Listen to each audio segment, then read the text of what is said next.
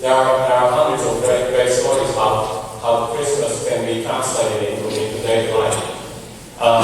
There's a story of a little boy who was growing up in Rwanda during the genocide, and there was a missionary, a lay woman, that was serving the people there, and she saw him walking through this field. There were a lot of dead bodies, and he was crying. And she asked him, she knew that he was a Christian, so she asked him what happened, and he said that he just saw his entire family being murdered in front of him, and he was lucky to escape. And then he told her, I don't think that Jesus is God. And that puzzled her mind, because he said, well, God makes trees, and then trees make other trees, and they grow, and there's more trees. Elephants make other elephants, he said, and they make other elephants. But I have to know, if Jesus is really God, why can't he make other Jesuses? And that was his question that he posed to her. He said, I have not seen another Jesus yet.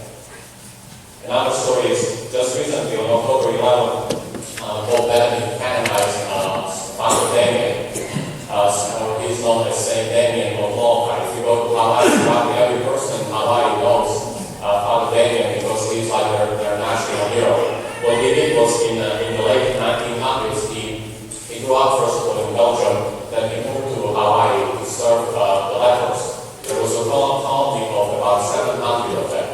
And what was interesting is, what he did is, first of all, the task was enormous. He didn't know where to begin. But finally, when he saw how depressed they were, how physically beaten up, exhausted, their spirituality was being destroyed. Their morality was very low.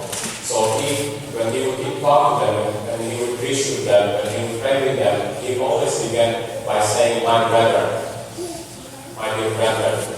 Then he would deliver whatever the message he had. Then, eventually, he contracted leprosy himself. So he began that day when he found out he was sick, he said, my fellow lepers. And he lived with that disease for 5 years and ministered to these people, and as I said, was greatly honored and greatly inspired so many by his service to these people that nobody came to come even closer. So, in a certain sense, what God did is demonstrated in the life of Father Damien.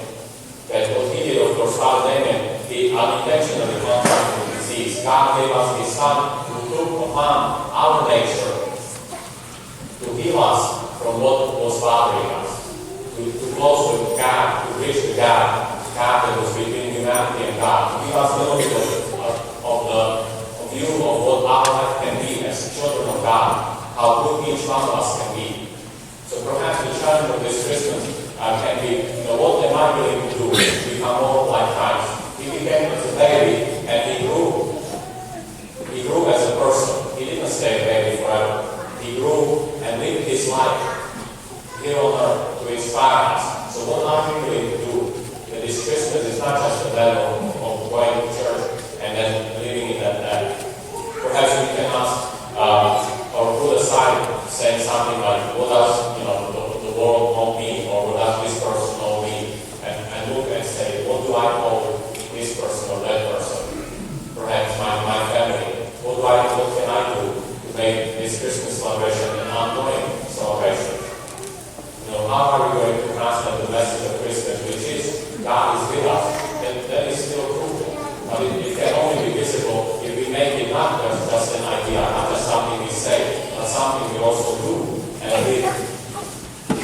So as we continue this celebration, again, it's so great to see so many of you here. And the message that Jesus offers us today is that he came to live with us, to bridge the gap that was between us and God.